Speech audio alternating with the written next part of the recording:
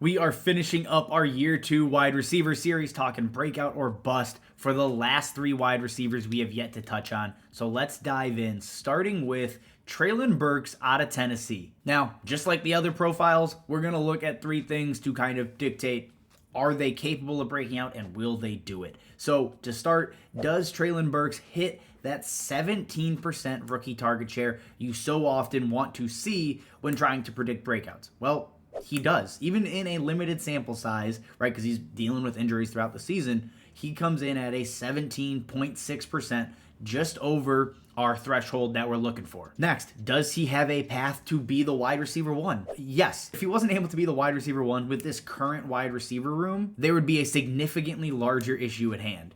But I don't think that's the case. As long as they don't go out and sign DeAndre Hopkins, which honestly could happen by the time this video is out. But as long as that does not happen, Treylon Burks will be the wide receiver 1. I don't think there's any question. There's nothing that could possibly hold him back at this point. And finally, the quarterback play. Is it at least average?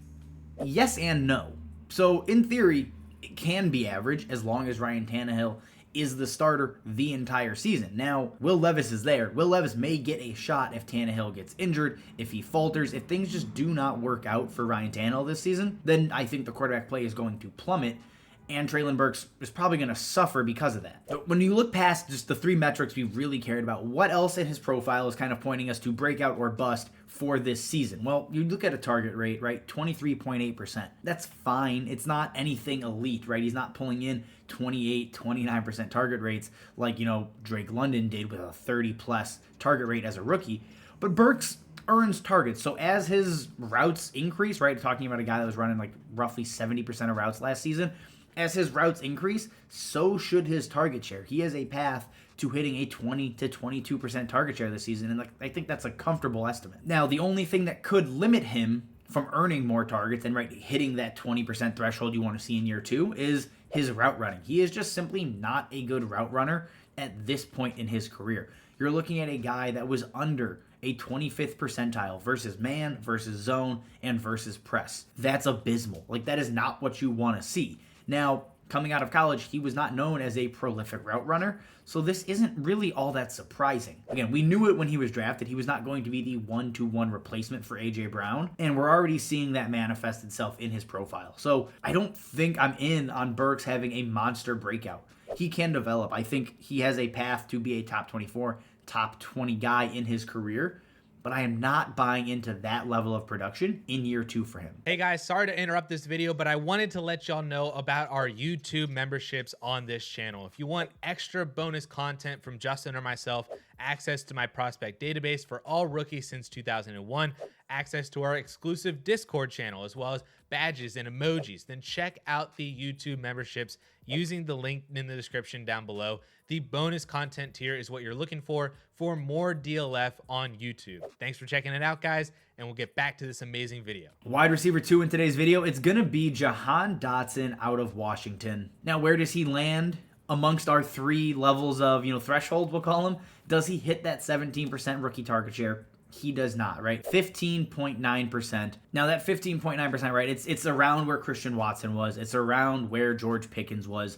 So it's not a nail in the coffin per se, but obviously we would have liked to have seen a higher target share just as a rookie, especially when you factor in some of the other things in his profile we'll talk about here in a minute. Now, does he have a path to be the wide receiver 1 in this offense? I honestly don't know or believe he does. And that's because Scary Terry, right, Terry McLaurin is fantastic. He is a severely underrated wide receiver, and I think he's just a better player at this point in their careers. Now, when McLaurin eventually moves on from Washington, whether that is after this season or an extension or whatever happens, Jahan Dotson could work his way into that role. But I think year 2, it's going to be, Terry McLaurin once again. And then after that, right, the quarterback play. What can we expect? Well, we don't know who the starter is exactly, right? It could be Jacoby Brissett, which I think would be fine. And it could be Sam Howell, which could be very good or terrible. I don't really know how to treat this quarterback group because there's levels, right, to both of these quarterbacks. Jacoby Brissett can be average or terrible. Sam Howell can be great, average, or terrible. It is really a complete wild card as to what we get under center and what Jahan Dotson is going to get in terms of getting the ball thrown to him. So I don't know if we have a definitive answer there at all. With the target rate, I think we've talked about that with every wide receiver. So let's just keep bringing it up. He ran, roughly 80% of routes and only had a 17.5% target rate. That's not necessarily good, right? That means as his routes increase, if he gets over 90, 95%, he's not going to see massive increases in terms of targets. At least as if that target rate holds, right? Those things can shift year to year. He can get better as a wide receiver. But at the surface, as a rookie, he did not pull in a ton of targets from a rate stat perspective. So it's not necessarily what you want to see. Now, the reason people are so high on Jahan Dotson was his reception perception profile.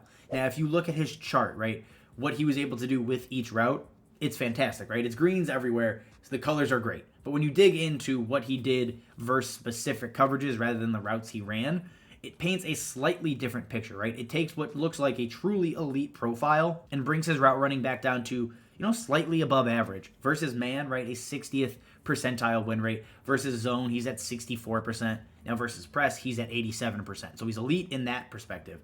But man and zone, he's on his way to becoming above average, but right now he's just slightly above average, right? He's light years ahead of where Treylon Burks is, but there's room to grow, although the baseline as a rookie is fantastic. So all of this to say, I think Jahan Dotson, it's probably a year early on his breakout. We don't know the quarterback situation. We don't know if he's going to be better or ever be able to beat out Terry McLaurin for the wide receiver one in this offense. And ultimately, I just don't think the Commanders are going to be a very good team.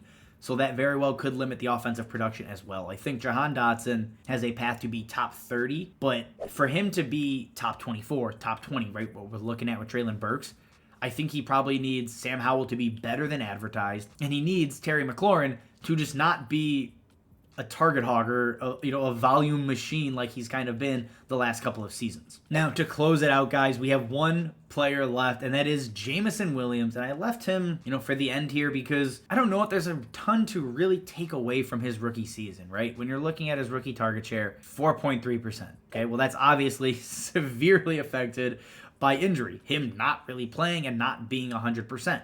So that is a massive outlier, I think. I don't think Jameson Williams is going to be a 4.3% target share type of player. When you look at the path to being the wide receiver one, no, I don't think there's any world he's the wide receiver one this season.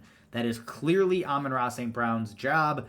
He is a target hog, again, target machine, whatever the hell you want to call it. That's what he is. He earns targets at an insane clip and has a freakish target share now in back-to-back seasons. And the quarterback play, well, Jared Goff is good. He's above average. He is better than Ryan Tannehill. He's better than Jacoby Brissett. He's better than Sam Howell. He is clearly the best quarterback on this list that we've talked about. And for the year two wide receivers, Jared Goff is probably one of the better quarterbacks that any of the guys we've talked about in this entire series actually has under center. What does matter is he has a 6-game suspension and will miss the start of the season. That's going to severely limit him, right? His ability to get involved in the offense. It's basically his rookie season, and he's starting it in week 7 or week 8. I don't know what their bye week is right now. There's a lot going on with Jameson Williams, and all around, I hope he figures it out because he should be a very good wide receiver long term. All right, guys, that is all we have for you. Again, if you like what we're doing here, subscribe. If you have questions, you have comments, drop it down below. As always, thank you for watching, and we will see you next time.